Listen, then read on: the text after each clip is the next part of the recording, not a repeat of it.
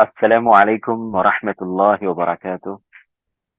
الحمد لله رب العالمين، والصلاة والسلام على أشرف الأنبياء والمرسلين وعلى آله وصحبه أجمعين ومن تبعهم بإحسان إلى يوم الدين. أما بعد، فأعوذ بالله السميع العليم من الشيطان الرجيم.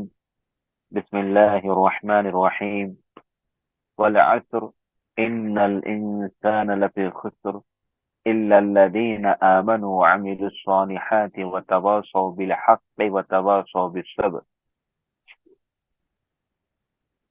فقال النبي صلى الله عليه وسلم: أحب الأعمال إلى الله أدومها وإن قل.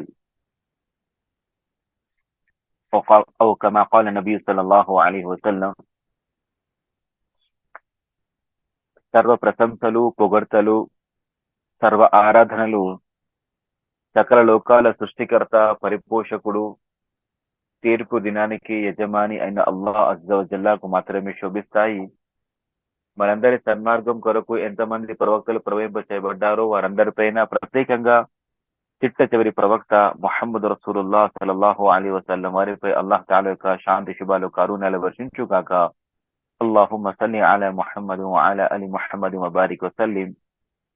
ప్రియ ధార్మిక సోదర సోదరిమణులారా, మిత్రులారా, అల్లాహ్ అజ్జ వజల్లా అనుగ్రహంతో మనందరం కూడా 1445 రమదాను మాసాన్ని మరియు పండుగను అల్హమ్దులిల్లా మనము అల్లాహ్ అనుగ్రహంతో ఉపవాసాలు, ఆరాధనలు, మరి లైలతుల్ ఖద్ర్, మరి అల్హమ్దులిల్లా ఈద్ ఇవన్నీ కూడా ముగించుకొని అల్లాహ్ అనుగ్రహంతో మనం షవ్వాల్ మాసంలో గడుపుతున్నాము ఈ రోజు. కాబట్టి మనందరం కూడా అల్లాహ్ సుబ్హానహు వ తఆలాకు ప్రప్రథమంగా మన జీవితంలో ఏదైతే రమదాను వచ్చిందో, రమదాన్లో ఆరాధనలు మరియు చివరిలో పండుగ సంతోషాలను జరుపుకునే అవకాశాన్ని అల్లాహు తఆలా మనందరికీ ఏదైతే అనుగ్రహించాడో దాని పట్ల మనం కృతజ్ఞతలు తెలియజేస్తూ ఉండాలి. మరియు మనందరం ప్రప్రథమంగా అల్లాహ్ తఆలాతో దుఆ చేస్తూ ఉండాలి. రబ్బనా తకబ్బల్ మిన్నా ఇన్నక అంతస్ సమీఉల్ అలీం. ఇబ్రాహీం అలైహిస్సలాతు వస్సలాం గారు తన కుమారుడితో కాబా గుర్హాన్ని నిర్మిస్తూ ఏదైతే దుఆ చేశారో ఆ దుఆ మనందరం కూడా ఈ యొక్క శుభ సందర్భంలో మరియు అస్లాఫ్ మన యొక్క సహాబాలు, తాబిঈన్లు, తాబిঈన్లు ఏవైతే వారు 5 నెలల వరకు రమదాన్లో చేయబడ్డ సత్కార్యాల స్వీకరణ కొరకు దుఆ చేశారో మనందరిపైన కూడా బాధ్యత విధి ఉంటుంది. అల్లాహ్ తఆలాతో మనం దుఆ చేస్తూ ఉండాలి. రబ్బనా తకబ్బల్ మిన్నా ఇన్నక అంతస్ సమీఉల్ అలీం. ఓ అల్లాహ్, మా నుండి మా సత్కార్యాలను స్వీకరించు, నిస్సందేహంగా నీవు వినేవాడివి, తెలిసిన వాడివి. సోదర సోదరిమల్లారా, ఈరోజు మనము ఆచరణల పైన, సత్కార్యాల పైన స్థిరత్వం ఎలా అనే అంశం గురించి కొన్ని ముఖ్యమైన విషయాలు తెలుసుకోవడం కోసం అల్హమ్దులిల్లాహ్ ఇక్కడ సమావేశమయ్యాము. అల్లాహ్ అజ్జ వజల్ల మనందరి కూడా శ్రద్ధగా ఆలకించి ఆచరించే భాగ్యాన్ని అనుగ్రహించుగాక. నేను ఇప్పుడు చెప్పినట్టుగానే ప్రథమంగా మనందరము కూడా ఇన్షాఅల్లాహ్ ఇక రమదాను గడిచిన తర్వాత సాధారణ మాసాలు, ఇక రమదాను కాకుండా మిగిలిన 11 మాసాలు ఏవైతే ఉన్నాయో, రమదాన్లో ఏవైతే ఆచరణలు మనం చేశామో, ఏదైతే ఒక తర్బియత్ శిక్షణను మనం పొందామో, అల్లాహ్ తఆలా మనకు ఉపవాసాల ద్వారా, తరావీల ద్వారా, సదకాల ద్వారా, తిలావత్ ద్వారా, దుఆల ద్వారా మనకు రమదాన్లో ఏవైతే సత్కార్యాలు చేయాలని ఒక షరియత్ మష్రూగా చేయడం జరిగిందో, విధి చేయడం జరిగిందో, వీటన్నింటి సత్కార్యాల పైన ఇక అసలు విషయము మనందరి యొక్క ఆచరణ స్థిరత్వము, విధేయత పైన, ఆచరణ పైన, సత్కార్యాల పైన స్థిరత్వాన్ని కొనసాగించటం అనేది ఇక మన పైన బాధ్యత ఉంది. అయితే అది ఎలా?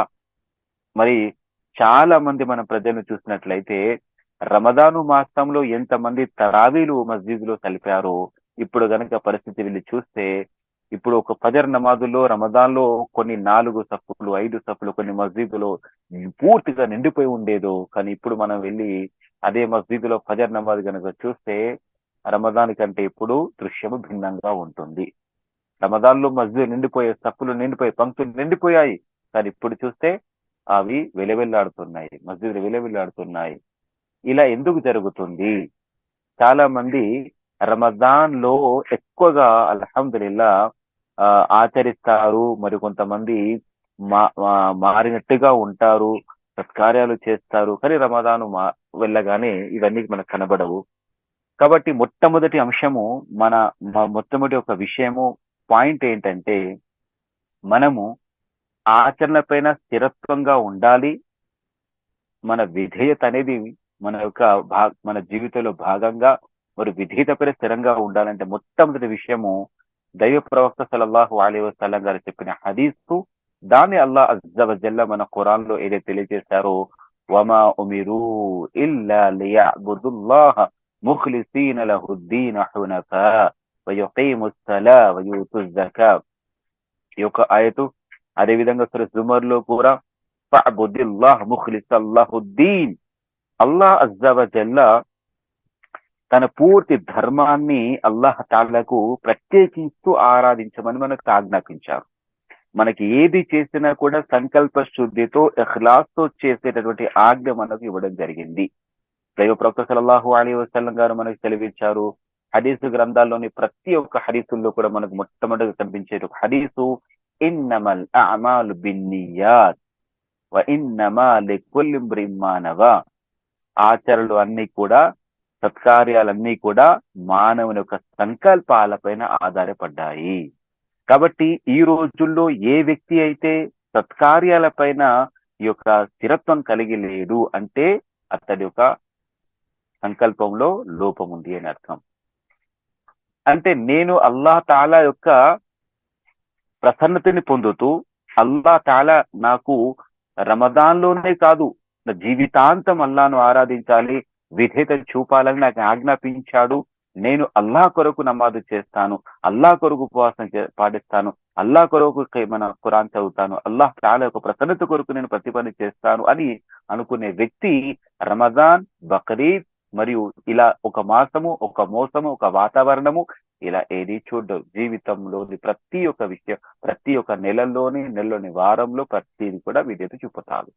కాబట్టి ఇక్కడ మనందరము కూడా మన సంకల్పాలను శుద్ధి చేసుకోవాల్సిన అవసరం ఉంది. అందుకోసమే అల్లాహ్ అజ్జ వజల్ల ఖురాన్లో రాజులు ఏం తెలియజేశారు, ఇన్నల్లాహ లా యుగయ్యిరు మా బికౌమిన్ హత్తా యుగయ్యిరు మా బిఅన్ఫుసిహిం. ఒక జాతి ఎప్పటి వరకు అయితే తన యొక్క స్థితిని మార్చుకోవాలనుకోదో అప్పటి వరకు అల్లాహ్ తాలా జాతి స్థితిని మార్చడు. నేను మారాలి అని నాకే లేనప్పుడు మరి అల్లాహ్ తాలా ఎలా మారుస్తాడు? రమదాన్ వచ్చింది, అందరూ ఉపవాసాలు పాటిస్తున్నారు, సత్కార్యాలు చేస్తున్నారు, నేను కూడా ఉంటాను. ఈ యొక్క మాసంలో ఉపవాసాలు పాటించకపోతే నన్ను ఏమంటారు నలుగురు? నువ్వు అందరు అడుగుతారు, ఉపవాసం ఉన్నారా, ఎన్ని ఉపవాసాలు అయ్యాయి, ఇలా అడుగుతారు. మరి నేనేం చెప్పాను? కొంతమంది నౌదు బిల్లా కేవలం రమదాను మాసంలో ముస్లింలుగా ఉంటారు. రమదాన్ కాగానే వారి యొక్క ఆచరణ ఆ నియత లేదు కాబట్టి, సంకల్పం శుద్ధి లేదు కాబట్టి, అల్లాహ్ కొరకు లేడు కాబట్టి అతడు మళ్ళీ నౌదుబిల్లా మారిపోతాడు. కాబట్టి సోదరులారా, ఈ రోజుల్లో కూడా మనము అలాంటివి ఏవైనా మనం జరుగుతున్నాయి, మనము నమాజులు అయితే అల్లా చేస్తున్నాము కానీ తిలావత్ లేదు. ఇప్పుడు అల్లా దయ వల్ల దాదాపుగా అక్కడ ఉన్న వాళ్ళకి 7వ రోజు, ఇక్కడ ఇండియాలో ఉన్న వాళ్ళకి 6వ ఉపవాసాలు జరుగుతున్నాయి. అయితే ఇప్పుడు షాబాన్ ఉపవాసాలు పాటిస్తున్నామా? తిలావతు మనం ఇప్పుడు చేశామా? దాన ధర్మాలు ఏమైనా చేశామా? మంచిని ఆజ్ఞాపించడం, చెడును వారించడం, బంధువులను కలవడం, ఇలాంటివి కార్యాలు ఏవైతే మనం రమదాన్లో చేశామో అవి మనం ఇప్పుడు కొనసాగిస్తున్నామా అని కూడా ఒకసారి ఆలోచించుకోండి. కాబట్టి మొట్టమొదటి విషయము మనందరము మన సంకల్పాలను సరిచేసుకోవాల్సిన అవసరం ఉంది. కాబట్టి నేను మారాలి, నేను ధర్మం పైన స్థిరంగా ఉండాలి, నేను అల్లాహ్ తాలా యొక్క విధేయతను పూర్తి జీవితం గడపాలి, నేను చెడుకు దూరంగా ఉండాలి, శైతాన్ యొక్క మార్గానికి వెళ్ళకూడదు, అల్లాహ్ మార్గంలో ఉండాలి అని నాలో ఉంటే, నా మనస్సులో దృఢ సంకల్పం ఉంటే నేను ఇన్షాల్లా వీటిని కొనసాగిస్తాను. నా మనస్సులోనే లేకపోతే ఎలా సాధ్యమవుతుంది? ఇక దొంగ అనేవాడు నా మనస్సులోనే ఉంటే ఇక ఎలా జరుగుతుంది? కాబట్టి సోదరులారా, మొట్టమొదటి విషయం సత్కార్యాలపైన స్థిరత్వం అనేది ఎప్పుడు కలుగుతుంది, ఎప్పుడు అవుతుందంటే మనందరం కూడా అల్హమ్దులిల్లా సంకల్ప శుద్ధి అనేది తప్పనిసరిగా ఉండాలి. ఇక రెండవది, మనందరం కూడా దైవ ప్రవక్త సల్లల్లాహు అలైహి వసల్లం గారు దుఆ కూడా నేర్పించారు. దుఆ చేస్తూ ఉండాలి. యా ముసర్రిఫల్ ఖులూబ్ సర్రిఫ్ కల్బి అలా తాఅతిక్ యా ముకల్లిబల్ ఖులూబ్ సబ్బిత కల్బి అలా దీనిక్. దైవ ప్రవక్త సల్లల్లాహు అలైహి వసల్లం గారు ఇలా మనకి రెండు దువాలు నేర్పించేవారు. స్వయంగా ప్రవక్త సల్లల్లాహు అలైహి వసల్లం గారు పాటించేవారు, దువా చేసేవారు. కాబట్టి రెండో విషయం ఏంటంటే మనం దువా చేస్తూ ఉండాలి. ఓ అల్లా, మనకి అల్లా అజ్జ వజల్ల ఖురాన్ లో కూడా దువా నేర్పించడం జరిగింది. సరే ఆల ఇమ్రాన్ లో రబ్బనా లా తుజిగ్ ఖులూబనా బఅద ఇద్ హదైతనా వహబ్ లనా మిన్ లదున్క రహ్మ ఇన్నక అంతల్ వహాబ్. ఓ అల్లా, మాకు సన్మార్గాన్ని ప్రసాదించిన తర్వాత మాకు వక్ర మార్గానికి తీసుకెళ్లకు, మా మనస్సుల్ని తిప్పకు చెడు వైపుకు. ఇన్నక అంతల్ వహాబ్, నీ కారుణ్యంతో మాకు స్థిరత్వాన్ని అణగించు, ఎందుకంటే నీవు సన్మార్గాన్ని అనుగ్రహించేవాడివి, గొప్ప దాతవి అని. కాబట్టి సోదర సోదరిమల్లారా, మొదటి విషయం మన సంకల్పాలను శుద్ధిపరుచుకుంటూ అల్లా ప్రసన్నతి పొందాలి, అల్లా అజ్జ వజల్ల ప్రీతి పొందాలి, అల్లా సంతోషపడాలి. నేను ఎవరిని సంతోష పెట్టాల్సిన అవసరం నాకు లేదు, అల్లాను సంతోష పెట్టాలి. నా ఆచరణ వల్ల నా అల్లా, నా దైవం సంతుష్టుడవ్వాలి, నాకు నరకం నుండి కాపాడి స్వర్గానికి ప్రసాదించాలని మొట్టమొదటి సంకల్ప శుద్ధి ఉండాలి. రెండవది అల్లాహ్ తాలాతో దువా చేస్తూ ఉండాలి.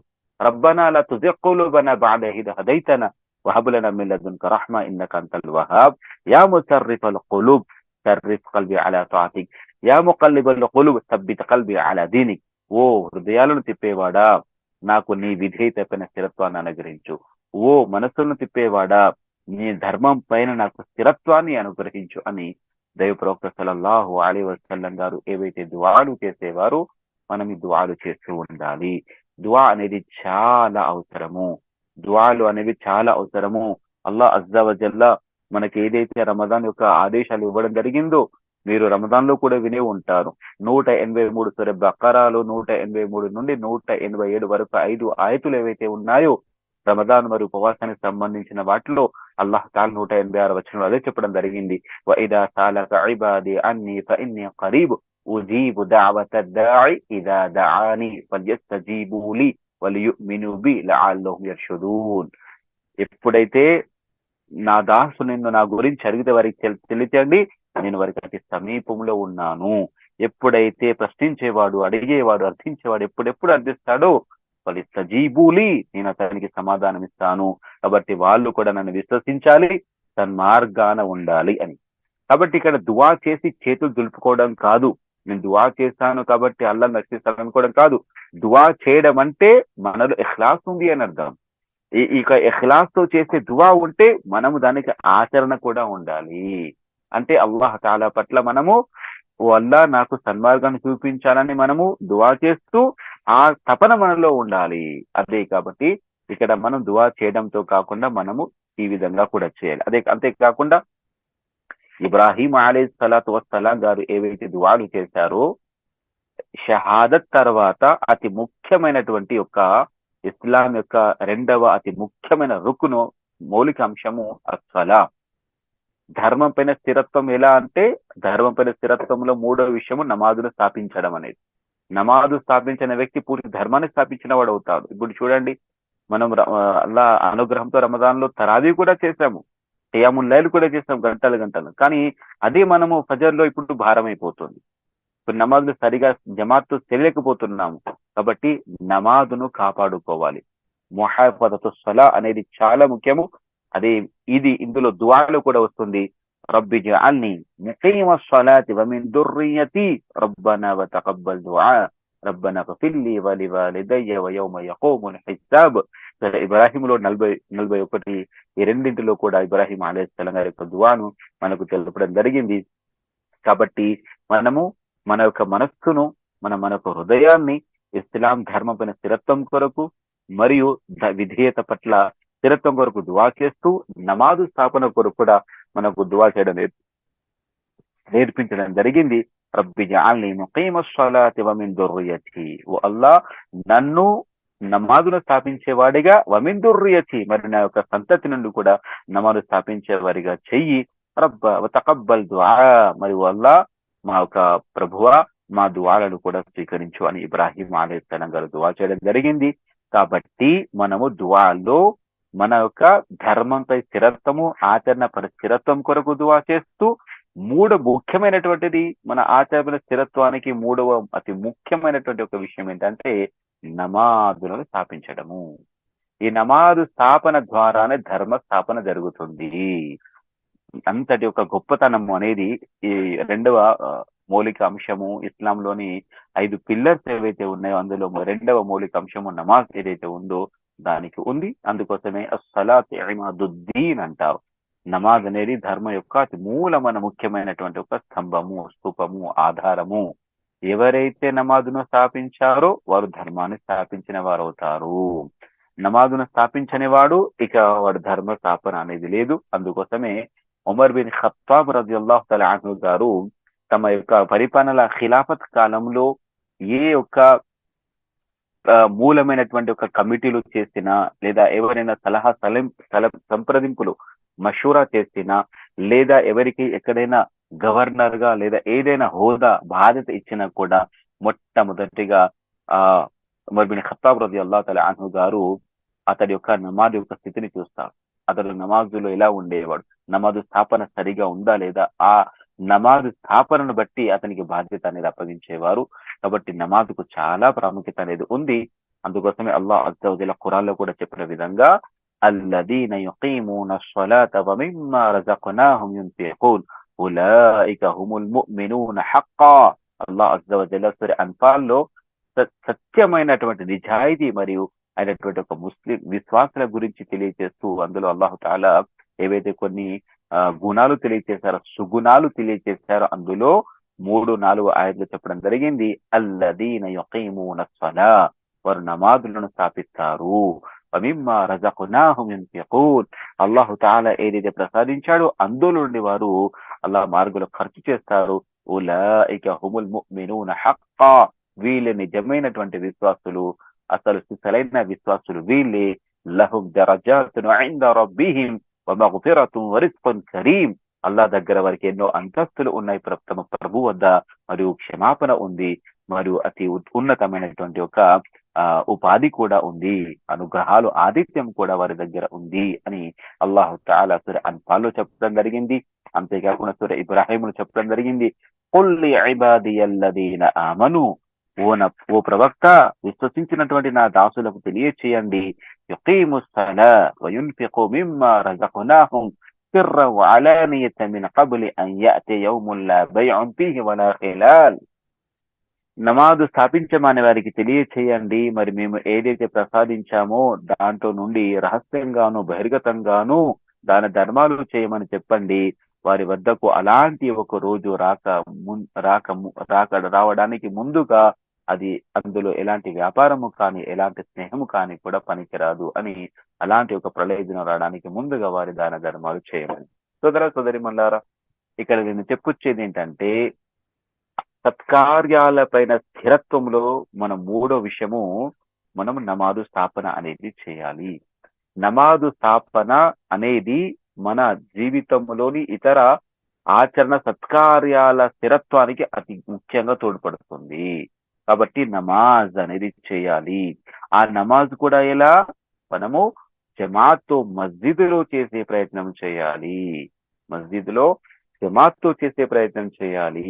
దైవ ప్రవక్త సల్లల్లాహు అలైహి వసల్లం వారు చెప్పినటువంటి ఒక హదీసులకు ఏముంది, ఏకాంతంగా ఒంటరిగా చేసేదానికంటే జమాత్తో చేసేటటువంటి ఒక మస్జిద్లో జమాత్తో సామూహికంగా నమాజు జరపడం అనేది 23 రెట్లు లేదా 27 రెట్లు ఎక్కువ రెట్టింపు పుణ్యం కలుగుతుందని చెప్పడం జరిగింది. అంతేకాకుండా అంతిమ దైవ ప్రవక్త సల్లల్లాహు అలైహి వసల్లం వారు మనకి హెచ్చరించారు కూడా, ఎవరైతే మస్జిద్లో కాకుండా తమ ఇళ్లలో నమాజు ఆచరించే వారి గురించి నా ఆలోచన ఏంటంటే, నేను నమాజు కొరకు ఇమామత్ కొరకు ఎవరు నేను నియమించి ఇండ్లలో ఉన్నటువంటి వారి ఇళ్లను తగలబెట్టాలని అనుకుంటున్నాను, కానీ నేను ఇక వాటి నుండి నిన్ను మానుకుంటున్నాను, ఇంట్లో పిల్లలు కూడా స్త్రీలు కూడా ఉంటారని. కాబట్టి ఇలాంటి ఒక హదీస్ వచ్చింది. కాబట్టి సోదరులారా, నమాజు స్థాపన చాలా ముఖ్యము. నమాజు స్థాపన, ఈ నమాజు స్థాపన అనేది లేకపోవడం వల్లనే మనిషి విశ్వాసం బలహీనమవుతా ఉంది.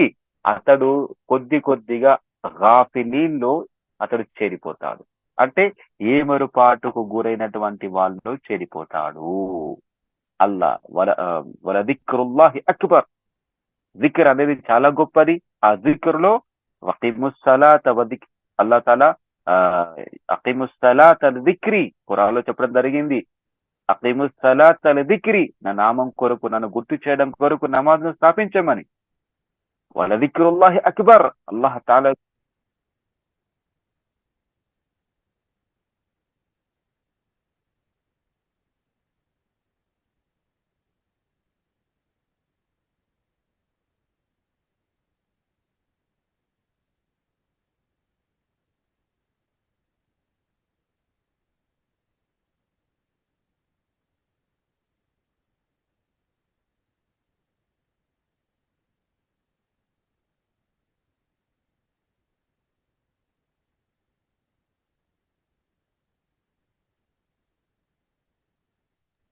అల్లాహు తాలా సూరతుల్ ముഅ్మినూన్ 23వ సూరాలో చెప్పడం జరిగింది.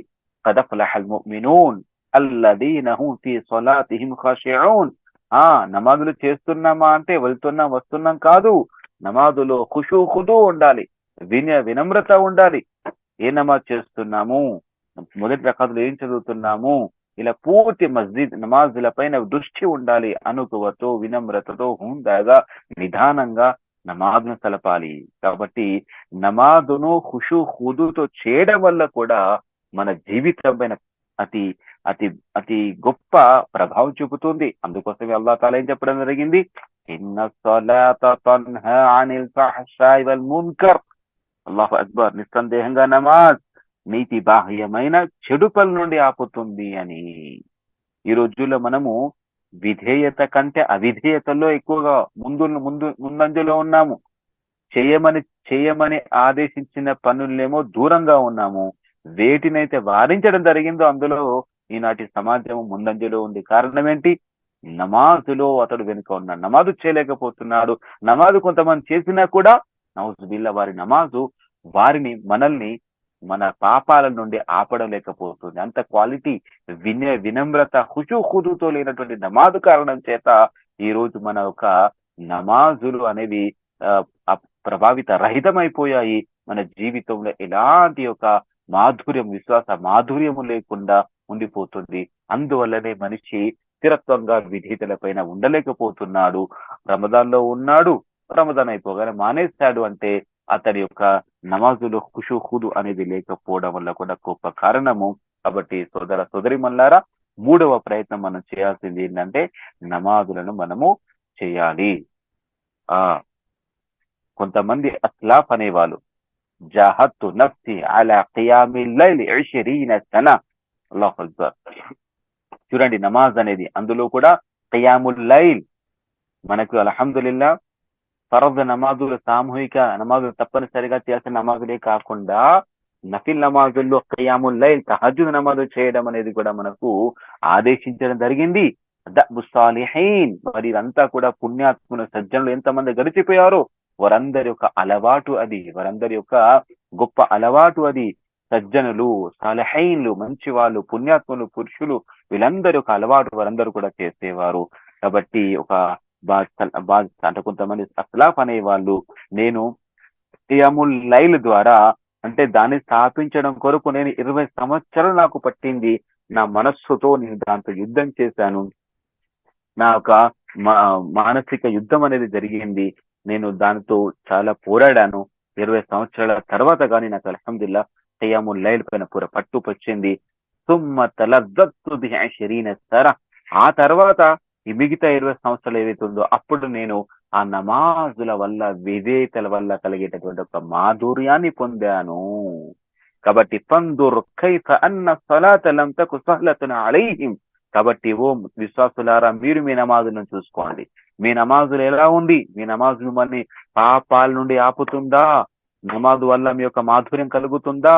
మీకు పుణ్యాలు చేయాలని తపన, జన్నత్ పొందాలని, స్వర్గాన్ని పొందాలని తపన మీ నమాజుల వల్ల కలుగుతుందా?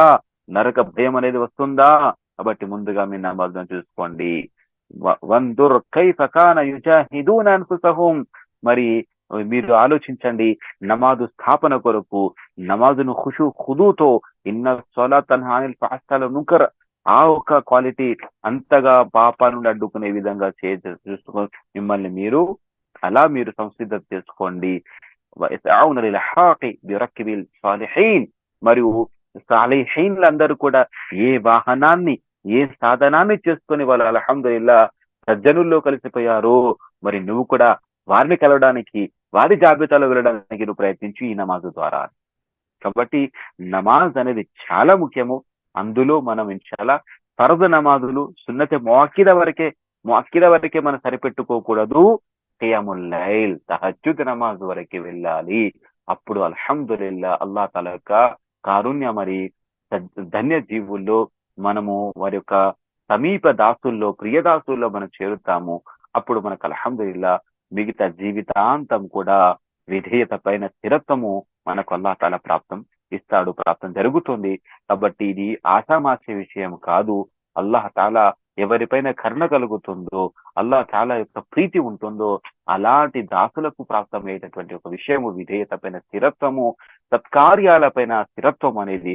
కాబట్టి మనం కూడా ఆ సాలెహీన్లు ఏ ఒక సాధనాలను వెతికారో ఆ సాధనాల ద్వారానే మనకు కూడా ప్రాప్తమవుతుంది. అందులో అస్సలా, నమాజ్, సామూహిక నమాజ్ మరియు తహజ్జుద్ నమాజ్ కూడా ఉంది. కాబట్టి వాటిని కూడా ఖుదుతో చేయాల్సి ఉంటుంది. కాబట్టి దాని కొరకు ఒక్కొక్క సహాబీకి 20 సంవత్సరాలు పట్టింది. అంటే ఖుదు సహాబాలు ఏ విధంగా చేస్తారో అలాంటి ఒక నమాజ్ చేయడానికి కొంతమంది సాలిహీన్కి 20 సంవత్సరాలు కూడా పట్టింది అని చెప్పడం జరిగింది. కాబట్టి 4వ విషయము ఏంటంటే మనం ఇక్కడ నమాజులపైన ప్రత్యేక శ్రద్ధ వహిస్తూ ఇన్షాల్లా సాలిహీన్ల ఒక అలవాటు మరియు తహజ్జుద్ నమాజ్ కూడా చేసేటువంటి ఒక ప్రయత్నం మనం చేస్తూ ఉండాలి ఇన్షాల్లా. ఇక మనము మన సంకల్ప శుద్ధి, ఆ తర్వాత సంకల్ప శుద్ధి తర్వాత నమాజ్, దువా, మరియు ఆ విధంగా 3వది నమాజ్ చెప్పుకున్నాం. 4వది ఏంటంటే జిక్ర్ కూడా ఎక్కువ చేయాలి. విధేయతల పైన, సత్కార్యాలపైన స్థిరత్వంలో మనకు తోడ్పడే విషయంలో ఏంటి 4వది జిక్ర్ కూడా ఉంది. దువా ఇలా ఉందో అలానే నమాజ్ తర్వాత జిక్ర్ కూడా ఉంది. ఒకానొక సందర్భంలో ఒక పల్లెటూరు వ్యక్తి, పల్లవాసి దైవప్రవక్త సల్లల్లాహు అలైహి వసల్లం వారి వద్దకు వచ్చి ఇలా విన్నవించుకుంటాను, ఇన్న షరాఇల్ ఇస్లామి కదు కసరత్. ఓ ప్రవక్త, ఈ యొక్క షరియత్ యొక్క విషయాలు నాపైన చాలా ఎక్కువగా అనిపిస్తున్నాయి. ఇవన్నిటన్నిటిని చేయలేకపోవచ్చు. కాబట్టి నాకు ఒకే విషయం చెప్పండి, ఒకే ఒక విషయం, ఒకే ఒక ఆజ్ఞ ఇవ్వండి, నేను దాన్ని చేస్తాను అని. అప్పుడు ప్రవక్త సల్లల్లాహు అలైహి వసల్లం అంటారు, లా యజాలు లిసానుక రత్బం మిన్ జిక్రిల్లాహ్. అలా అయితే నీవు ఒకే ఒక ఆచరణను నీవు విధిగా పట్టుకో. ఏంటది? లా యజాలు లిసానుక రత్బం బి జిక్రిల్లాహ్. అంటే నీ నాలుక అనేది అల్లాహ్ యొక్క నామంతో ఎప్పుడు కూడా ఎండిపోకూడదు. అంటే ఎప్పుడు కూడా ఉండాలి. అంటే నీ నాలుక పైన అల్లాహ్ యొక్క దిక్ర్ అనేది ఆడుతూ ఉండాలి, దిక్ర్ చేస్తూ ఉండాలి. అంటే నువ్వు ఎల్లప్పుడూ అల్లాహ్ తాలా యొక్క నామస్మరణ చేస్తూ ఉండు, దిక్ర్ చేస్తూ ఉండు అని. సుబ్హానల్లాహ్. అల్లాహ్ తాలా యొక్క దిక్ర్ చేయడం వల్ల మనకి అల్హమ్దులిల్లా మొట్టమొదటి లాభము, మనందరి అజాత శత్రువు మన నాశనాన్ని కోరుకుంటూ మనకు విధేయతకు, చెడు వైపుకు, మనకు దుష్ప్రేలు కల్పించే శైతాన్ నుండి మనం దూరం అవుతాము. జిక్ర్ ఎక్కడైతే ఉంటుందో అక్కడ నుండి శైతాన్ దూరం అయిపోతాడు. కాబట్టి జిక్ర్ అనేది ఎక్కువగా చేయాలి. జిక్ర్లో చాలా ఉన్నాయి. సుబ్హానల్లాహ్, లా ఇలాహ ఇల్లల్లాహ్, లా హౌల వలా ఖువత ఇల్లా బిల్లాహ్. ఒక్కొక్క పదానికి సుబ్హానల్లాహ్. దైవప్రవక్త సల్లల్లాహు అలైహి వసల్లం గారు దానికి ఒక ఘనతలు తెలియజేయడం జరిగింది కూడా. మరి అందులో ముఖ్యంగా జిక్ర్లోనే ఇస్తిగ్ఫార్ కూడా వస్తుంది. మనకు ఏ ఒక సమయం ఉంటుందో సమయాల్లో అత్యధికంగా మనం జిక్ర్ చేసే ప్రయత్నం చేయాలి. అందులో ఇస్తిగ్ఫార్ అనేది ఎక్కువగా చేసే ప్రయత్నం చేయాలి. ఇస్తిగ్ఫార్ చేయాలి. అస్తగ్ఫిరుల్లాహ్ అనేది అత్యధికంగా మనము పలుకుతూ ఉండే ప్రయత్నం చేయాలి. ఎందుకంటే ఇస్తిగ్ఫార్ వల్ల అల్లాహ్ తాలా యొక్క కారుణ్యం ఉంటుంది. దైవప్రవక్త సల్లల్లాహు అలైహి వసల్లం గారు అన్నారు, తూబా లిమన్ వుజిద మిన్ అక్సర్ ఇస్తిగ్ఫారి ఫి సహీఫతిహి ఔ కమా ఖాల నబీ సల్లల్లాహు అలైహి వసల్లం. పదాలు అటు ఇటు ఉండొచ్చు. ప్రవక్త సల్లల్లాహు అలైహి వసల్లం గారు ఏమన్నారంటే, ఎవరి యొక్క సహీఫాల్లో, ఎవరి యొక్క కర్మల పత్రాల్లో అత్యధికంగా ఇస్తిగ్ఫార్ లిఖించబడి ఉందో వారి కోసం తూబా శుభవార్త లేదా తూబా అనేది ఒక స్వర్గంలోని ఒక ప్రాంతం కూడా అది వారికి ప్రాప్తం అవుతుందని చెప్పడం జరిగింది. ఇక్కడ ఎవరు ఎక్కువగా పలుకుతారో అని లేదు, సహీఫాలో ఎక్కువగా లిఖించబడి ఉంటుందో అంటే ఇఖ్లాస్ తో, అంటే అతడు మన మనస్ఫూర్తిగా తన పాపాల పైన కుమిలిపోతూ తను చేసినటువంటి వారి విషయాలను గుర్తు చేసుకొని అల్లాహ్ తాలాతో పశ్చాత్తాపడతారో అలాంటి వ్యక్తి అని అర్థము. కాబట్టి మనము మనస్ఫూర్తిగా చేయాలి. వల్ల నేను ఇంత ఏ విధంగానైతే చేయలేకపోతున్నాను అని ఇస్తిగ్ఫార్ అత్యధికంగా చేయడం వల్ల, ఇస్తిగ్ఫార్ వల్ల అల్లాహ్ తాలా యొక్క శైతాన్ యొక్క ప్రేరేపణ నుండి మరియు ప్రపంచం యొక్క వ్యామోహాల నుండి కాపాడుతూ మనకు ఇన్షాల్లా స్థిరత్వాన్ని మనకు ఆచరణ పైన కలిగజేస్తాడు. కాబట్టి అల్హమ్దులిల్లా ఉంది. ఇదే జిక్ర్లో మనకు నమాజ్ ఎలా వస్తుందో, తహజ్జుద్ ఎలా వస్తుందో, సుబ్హానల్లాహ్ వల్హమ్దులిల్లాహ్ వలా ఇలాహ ఇల్లల్లాహ్ ఇలాంటి ఒక సాధారణ పలుకులు పలకడం ఎలా వస్తుందో, ఇస్తిగ్ఫార్ కూడా జిక్ర్లో ఒక భాగంగా ఎలా జిక్ర్లో ఏ విధంగానైతే వస్తుందో అలానే అలానే తిలావత్ ఖురాన్ కూడా వస్తుంది. జిక్ర్లో నమాజ్తో పాటుగా మరియు సుబ్హానల్లాహ్ అల్హమ్దులిల్లాహ్ సాధారణటువంటి జిక్ర్ పదాలతో పాటుగా ఇస్తిగ్ఫార్తో పాటుగా తిలావత్ ఖురాన్ కూడా వస్తుంది. ఈ రోజుల్లో మన అతి విచారకరము దౌర్భాగ్యంగా చెప్పుకోవాల్సిన విషయం ఏంటంటే, చాలా మంది ముస్లిం ఖురాన్ చదివారు. అసలు మీరు సాధారణ ముస్లిం చదవండి, వారికి అసలు ఖురాన్తో ఏ సంబంధం లేనట్టుగా ఉంటారు. అసలు అల్లాహు అక్బర్, వాళ్ళని చూసినప్పుడు చాలా బాధ కలుగుతుంది. ఏ మాత్రం ఒక స్పృహ కూడా ఉండదు. నా ఖురాన్ నాకు సన్మార్గ ప్రదాతగా ఇవ్వడం జరిగింది, సన్మార్గ గ్రంథంగా ఇవ్వబడింది, నా కొరకు రహమత్గా, కారుణ్యంగా, స్వస్థతగా, అన్ని రకాల ఒక బోధగా చేయడం జరిగిందన్న ఒక విషయాన్ని ఏ మాత్రం గుర్తుపెట్టుకోరు. ఇది కూడా స్థిరత్వం, ఆచరణపైన స్థిరత్వం ఉండకపోవడానికి కారణము. కాబట్టి తిలావత్ ఖురాన్ కూడా ఈరోజు మనం చేయాల్సి ఉంది. తిలావత్ అంటే కేవలం ఇలా మన నాజరా చదువుకుంటూ తిరాస్ చేసుకుంటూ పోవడం కాదు. అల్హమ్దులిల్లా అలా ఖురాన్ తిలావత్ చేయడం వల్ల కూడా మనకు లాభాలు ఉన్నాయి, పుణ్యాలు ఉన్నాయి, దాని వల్ల కూడా మంచి పైన ప్రభావం చూపుతుంది. కానీ దానికంటే ఇది ముఖ్యమైనది. ఎందుకంటే మనము అత్యధిక మంది మనము అజం, అంటే మనము అరబీ భాష మన మాతృభాష కాదు, అరబ్బులో పుట్టిన వాళ్ళం కాదు. మనం అజం.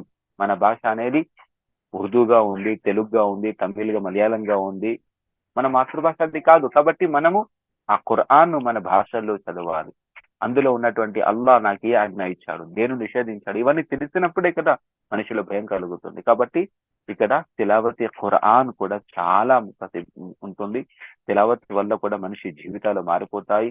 ఆ ఆ చదివేటటువంటి ఒక పదాల తిలావత్తో పాటుగా అతడు అనువాదంతో ఎప్పుడైతే చదువుతాడో, అల్లాహ్ తాలా నాకు ఏ ఆజ్ఞ ఇచ్చాడు, దేని నుండి నన్ను నిషేధిస్తున్నాడు, ఆపుతున్నాడు, ఏ విషయం అల్లాహ్ తాలాకు చాలా ఇష్టమైంది, మరి ఏ పనుల వల్ల అల్లాహ్ తాలా కోపానికి గురవుతాడు, ఆగ్రహానికి గురవుతాడు, మరి నా పైన అల్లాహ్ ఆగ్రహం తెలుస్తుంది.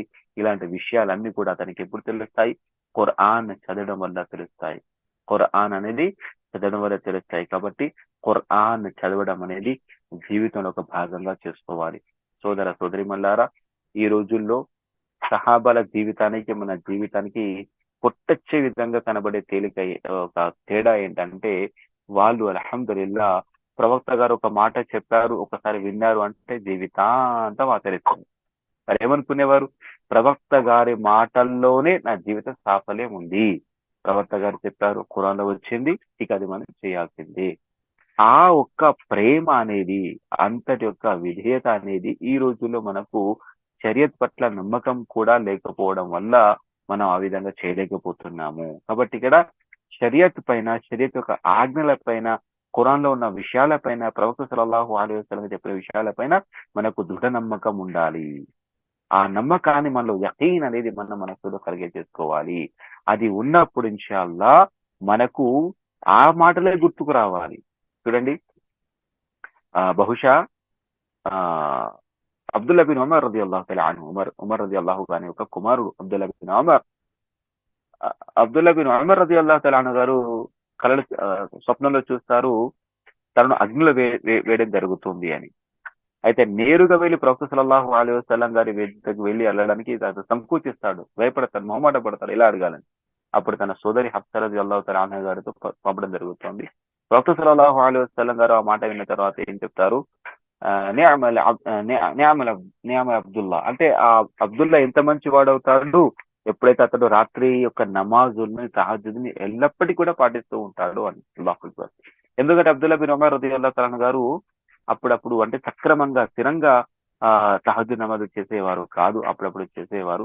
అది గనక చేస్తే ఇన్షాల్లా అతనికంటే మంచి వ్యక్తి ఎవరు లేరు అంటే దాని కారణం చేత అతనికి ఆ కలలో నరకంలో పడేసినట్టుగా చూపించడం జరిగింది అని. ఇలా ఇలా జరిగిన వెంటనే ప్రవక్త గారు చెప్పిన తర్వాత అల్హమ్దులిల్లా జీవితాంతం అతను తహజ్జుద్ నమాజ్ ఏ ఒక్క రోజు కూడా విడలేదు. అల్లాహ్ అక్బర్. ఏ ఒక్క రోజు కూడా వీడలేదు. అంతటి యొక్క ప్రవక్త పట్ల గౌరవం, ప్రేమ అనేది మనకు హృదయాంతరాల్లో నుంచి లేదు ఈ రోజుల్లో. అది మనం చేస్తున్నటువంటి ఒక గొప్ప పని, మన దౌర్భాగ్యం అని చెప్పుకోవచ్చు, దురదృష్టంగా చెప్పుకోవచ్చు. కాబట్టి మనము మనస్సుల్లో ప్రవక్త గారి పట్ల అంతటి ప్రేమను, గౌరవాన్ని, మాటల పట్ల గౌరవాన్ని, మరి ఆచరణ అనేది ఉండాలి. అదే విధంగా చూడండి, ఫాతిమా రలియల్లాహు తఆలా అన్హా గారు కూడా ఒకసారి ఒక ఖాదిమా సేవకురాలను అడుగుదామని ప్రవక్త గారు వస్తారు. కానీ ప్రవక్త గారు ఆ సమయంలో లేకపోవడం వల్ల వెళ్ళిపోతారు. ఆయిషా రలియల్లాహు తఆలా అన్హా గారు ప్రవక్త గారికి చెప్పడం జరుగుతుంది. ప్రవక్త సల్లల్లాహు అలైహి వసల్లం వెళ్ళి మళ్ళీ తమ కూతురైన ఫాతిమా రలియల్లాహు అన్హా గారి వద్దకు వెళ్తారు. అప్పుడు ఫాతిమా రలియల్లాహు తఆలా అన్హా మరియు అలీ రలియల్లాహు తఆలా అన్హు ఇద్దరు ఒక ఒక నేల పైన పడుకొని ఉంటారు. వారి మధ్యలోకి వెళ్ళి కూర్చొని ప్రవక్త సల్లల్లాహు అలైహి వసల్లం చెప్తారు, అప్పుడు మీరు నిద్రించేటప్పుడు 33 సార్లు సుబ్హానల్లాహ్, 33 సార్లు అల్హమ్దులిల్లాహ్, 34 సార్లు అల్లాహు అక్బర్ పలకండి. వీటికి మీ యొక్క ఒక గులాం, ఒక ఖాదిం, ఒక సేవకురాలు కంటే ఇందులో మీకు ఎంతో ఉత్తమము అని ప్రవక్త సల్లల్లాహు అలైహి వసల్లం వారు ఫాతిమా రలియల్లాహు అన్హా, అలీ రలియల్లాహు అన్హు గారికి ఇద్దరికి ఒకేసారి బోధించడం జరుగుతుంది. ఆ ఒక్క రోజు చెప్పిన తర్వాత వారు జీవితాంతం ఆ ఒక ఆచరణ విడలేదు. అలీ రలియల్లాహు తఆలా అన్హు గారు ఏమంటారు, నేను ఎన్నో యుద్ధాల్లో పాల్గొన్నాను. యుద్ధాల్లో పాల్గొన్న రాత్రుల్లో కూడా నేను ఏ ఒక్క రోజు కూడా ఆ ఒక వదీఫాను దిక్కును వదిలిపెట్టలేదు, చేశాను అని. కాబట్టి సోదరులారా, అల్లాహ్ అక్బర్, వాళ్ళ యొక్క విశ్వాసానికి, ప్రవక్త పట్ల ప్రేమకు, ప్రవక్త గారి మాటల పట్ల గౌరవానికి వాళ్ళకు వాళ్ళ మన అందరం వారిపైన కుర్బాన్ అవుగాక, అంకితం అవుగాక. వాళ్ళు ఉన్నటువంటి ఆ ఒక దృఢ విశ్వాసము లోపము మనలో ఉంది కాబట్టి అలా ఉండలేకపోతున్నాం. కాబట్టి మనము అలాంటి ఒక దృఢ విశ్వాసాన్ని, నమ్మకాన్ని ఈ రోజు మనలో పెంపొందించుకోవాల్సిన అవసరం ఉంది. నేను క్రమంగా చేసే ఆచరణను వదిలిపెడితే దానివల్ల నేను ఎంతో నష్టపోతాను. అంతిమదేవి ప్రవక్త సల్లల్లాహు అలైహి వసల్లం ప్రశ్నించడం జరిగింది కూడా, అహబ్బుల్ అమాలి ఇలల్లాహ్, అల్లాహ్ తాలాకు అత్యంత ఇష్టమైన పనులు ఏంటి అని. అద్వముహా వైన్ కల్, ప్రవక్త సల్లల్లాహు అలైహి వసల్లం ఏమన్నారు, మీరు వాటిని స్థిరంగా చేయడము, వైన్ కల్ అంటే మీరు చేసే పనులు కొద్దివైనా కూడా దానిపైన ఆచరణ అనేది స్థిరంగా ఉండాలి, నిలకడగా చేస్తూ ఉండాలి, జీవితాంతం చేస్తూ ఉండాలి, ఎప్పుడు వదలకుండా చేస్తూ ఉండాలి. అది అల్లాహ్ తాలాకు ఇష్టమని. మరి అల్లాహ్ అజ్జ వ జల్లా తాలాకు ఇష్టమైనటువంటి ఈ పనుల్ని మనం మధ్యలో ఆపడం అంటే ఇది మన ఒక బలహీనతే, విశ్వాస బలహీనత. మరి మళ్ళీ అంతటి ఒక యకీన్ లేకపోవడం వల్లనే అవుతుంది. కాబట్టి ఈ రోజుల్లో మనము అలాంటి యకీన్, నమ్మకాన్ని, దృఢ విశ్వాసాన్ని, దృఢ నిశ్చయాన్ని, వజ్ర సంకల్పాన్ని మనలో పెంపొందించుకోవాల్సిన అవసరం ఉంది. అప్పుడే మనము మన జీవితాంతము ఈ యొక్క ఆచరణ, సత్కార్యాలను మనము ఎడతెగకుండా మరియు ఎలాంటి ఒక ఏమరపాటుకు మరియు బద్ధకానికి అశ్రద్ధ గురి కాకుండా మనం ఇన్షాల్లా వాటిని కొనసాగించగలుగుతాము. కాబట్టి సోదర సోదరిమణులారా, కాబట్టి ఇక్కడ మనకు అవసరమైంది ఏంటంటే నిత్యము మనము మన మనస్సును, మన యొక్క విశ్వాసాన్ని, మన మనస్సును మనము ఎప్పుడు ఆత్మ పరిశీలన చేసుకుంటూ కూడా ఉండాలి. ముహాసబే నఫ్స్ కూడా ఇందులో భాగమే ఉంటుంది. మన మనస్సును ఊరికే అలా గాలికో, శైతానుకో, కోరికలకో, మన యొక్క మనస్సుకు, మన వాంఛలకు వదిలిపెట్టకూడదు. నౌజుబిల్లా. మనం మనస్సు పైన మనం జడ్జిగా ఉండాలి. నీవు నీ మనసును నీ కంట్రోల్లో పెట్టుకోవాలి. నీవు నీ కంట్రోల్లో పెట్టుకోవాలి. అల్లాహ్ అజ్జ వ జల్ షరియతుకు బానిసగా చేయాలి. నీ మనస్సుకు నీవు బానిస కాకూడదు. నీ మనస్సును అల్లాహ్ తాలాకు బానిసగా చేయాలి. అల్లాహ్ యొక్క షరియతుకు బానిసగా చేయాలి. అల్లాహ్ తాలా చెప్పిన చోట కూర్చునే విధంగా, అల్లాహ్ తాలా ఏదైతే చెప్పాడో దాని నుండి ఆగే విధంగా మనస్సులు మనం చేసుకోవాల్సిన అవసరం ఉంది. కాబట్టి ఇది ఎప్పుడు సాధ్యమవుతుంది? ఆత్మ పరిశీలన. అల్లాహ్ అజ్జ వజల్ల ఈ విషయం కూడా ఆజ్ఞాపించడం జరిగింది. యా అయ్యుహల్లదీన ఆమను తఖుల్లాహ వల్తందుర్ నఫ్సుమ్ మా ఖద్దమత్ లిగద్ వత్తఖుల్లాహ్. అల్లాహ్ తఆలా సూరా హష్ర్‌లో చెప్పడం జరిగింది అదే. మీరు అల్లాహ్‌కు భయపడండి. మరి ప్రతి ఒక్క జీవి ఆత్మ రేపటి కొరకు రేపటి కొరకు ప్రళయం కొరకు ఏం ముందు పంపించుకుందో ఒకసారి మనిషి ఆలోచించాలి అని ఇబ్న్ కసీర్ రహ్మతుల్లాహి అలైహి గారు ఈ వాక్యంలో ఏమంటారు? ముహాసబయ నఫ్స్. కాబట్టి మన ఆచరణలపైన స్థిరత్వం ఎప్పుడు కొనసాగుతుండాలంటే మనం చెక్ చేసుకోవాలి. నా జీవితం ఎలా గడుస్తుంది? రంజాన్ గడిచిన తర్వాత షాబాన్‌లో ఎలా ఉంది? షాబాన్ తర్వాత జిల్‌ఖాదాలో ఎలా ఉంది? జిల్‌హిజ్జా వచ్చింది ఎలా ఉంది? ముహర్రంలో ఎలా ఉంది? ఇలా ప్రతి మాసంలో ప్రతిరోజు కూడా బేరీజు వేసుకుంటూ ఉండాలి. ఆత్మ పరిశీలన చేసుకుంటూ ఉండాలి.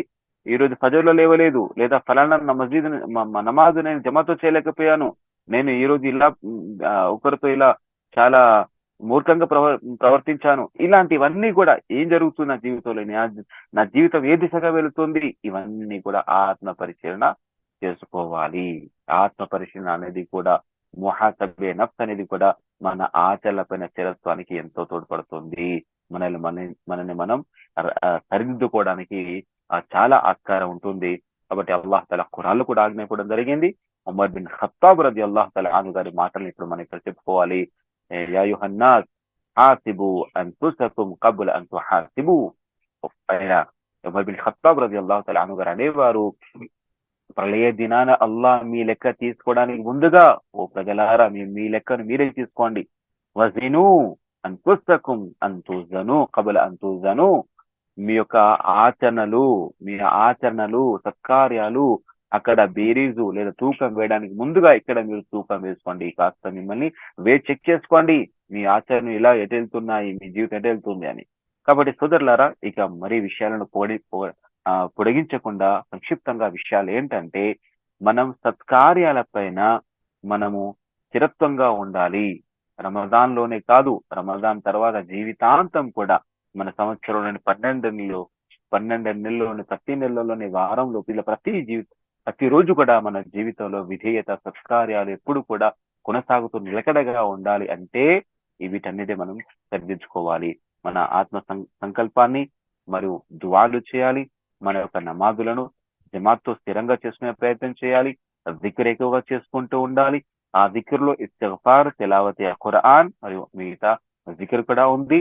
అంతకంటే ముఖ్యంగా ఆత్మ పరిశీలన చేసుకుంటూ ఉండాలి. తప్పొప్పులను ఎప్పటికప్పుడు మనం చేసుకుంటూ ఉండి అల్లాహ్ తఆలా దుఆ చేసుకుంటూ మనం చేసుకుంటూ ఉండాలి. ఇవి కొన్ని ఆచరణలు ఉన్నాయి. వీటి ద్వారా ఇన్షాల్లాహ్ మన జీవితంలో సత్కార్యాలపైన స్థిరత్వం అనేది ఇన్షాల్లాహ్ సాధ్యమవుతుంది. అల్లాహ్ అజ్జ వజల్ల చెప్పే నాకు, వినే మీకు, మనందరికీ కూడా అల్లాహ్ అజ్జ వజల్ల ఇప్పుడు చెప్పుకున్న విషయాలపైన ఆచరణ భాగ్యాన్ని అల్లాహ్ మనకు అనుగ్రహించుగాక. అల్లాహ్ అజ్జ వజల్ల మనందరికీ జీవితాంతము సత్కార్యపైన స్థిరత్వాన్ని, సహాబాలు ఏ విధంగా ఒక ప్రేమతో ఒక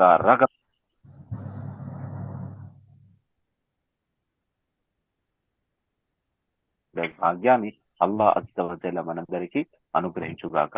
ఆమీన్ యా రబ్బల్ ఆలమీన్. سبحان ربك رب العزة عما يصفون وسلام على المرسلين الحمد لله رب العالمين.